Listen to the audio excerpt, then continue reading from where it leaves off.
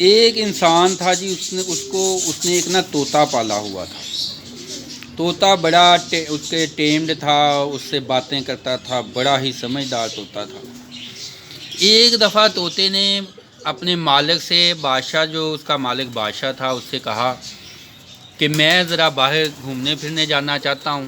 اڑ کے وہ باہر چلا گیا، اڑتے اڑتے وہ دور باغوں میں چلا گیا۔ باغوں میں جاتے جاتے وہاں پر اس نے مختلف پرندے جانور ان سے ملا، مختلف گاؤں جو تھے وہاں پہ گیا، تو وہاں پہ اس نے ایک آم کا باغ دیکھا، اور کچھ لوگ جو اس کے مالک جو تھے وہ انہوں نے بتایا کہ یہ جو آم ہے نا، اس میں جو بھی اس کا پھل کھاتا ہے بڑی دیر کے بعد اس کے اوپر پھل لگتا ہے، اور جو بھی وہ پھل کھاتا ہے نا وہ بڑا خوبصورت جوان، صحت اس کی بڑی اچھی رہتی ہے، بڑا تندرست رہتا ہے۔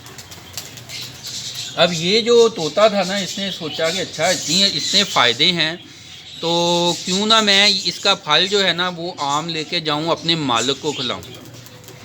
اب اس نے آم جو تھا وہاں سے لے لیا، آم توڑ کے یہ اپنے مالک کی طرف روانہ ہوا۔ رستے میں پڑ گئی رات، اندھیرا تھا، یہ کسی درخت پہ بیٹھ گیا، وہاں پہ اس نے اپنا آم جو تھا نا وہیں پہ رکھ لیا۔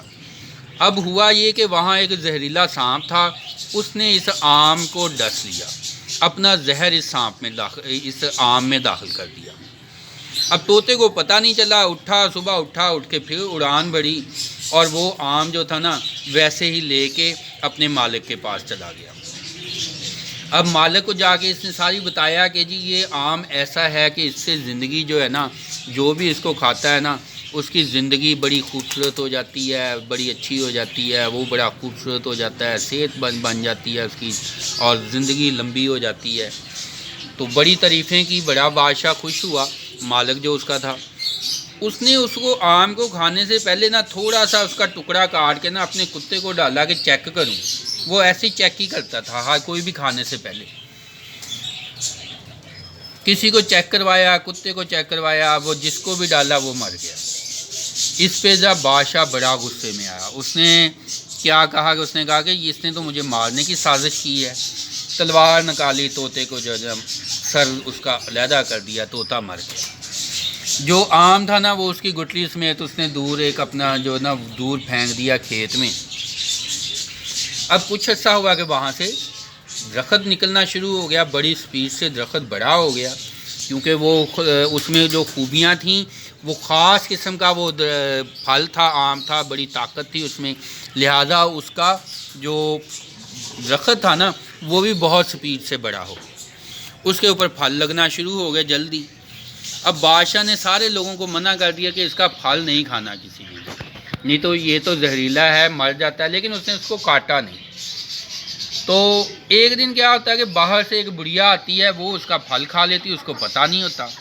اب جیسے ہی وہ پھل کھاتی ہے لوگوں کو پتہ چلتا ہے کہ او ہو بڑھیا نے کھا لیا، لوگ کہتے ہیں اس نے تو مر جانا ہے اب۔ لیکن دیکھتے کیا ہے، دیکھتے ہی دیکھتے اس کی عمر کم ہو رہی ہے، وہ جوان ہو گئی ہے، جھریاں ختم ہو گئی ہیں، بڑی خوبصورت بن گئی ہے۔ عورت بھی بڑی حیران، لوگ بھی بڑے حیران۔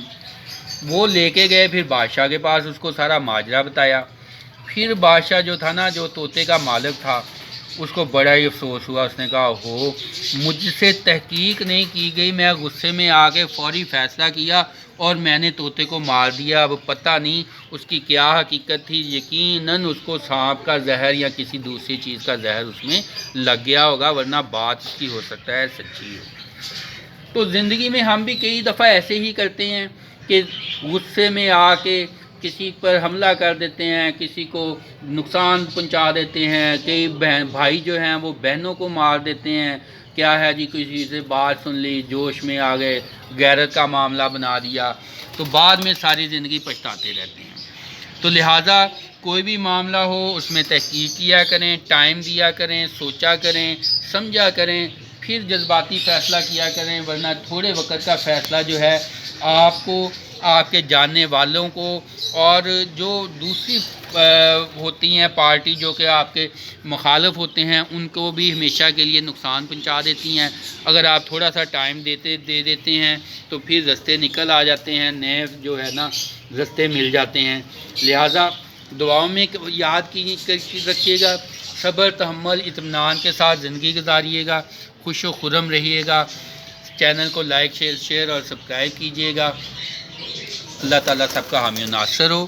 Do your best. Wish you all good luck. Thank you.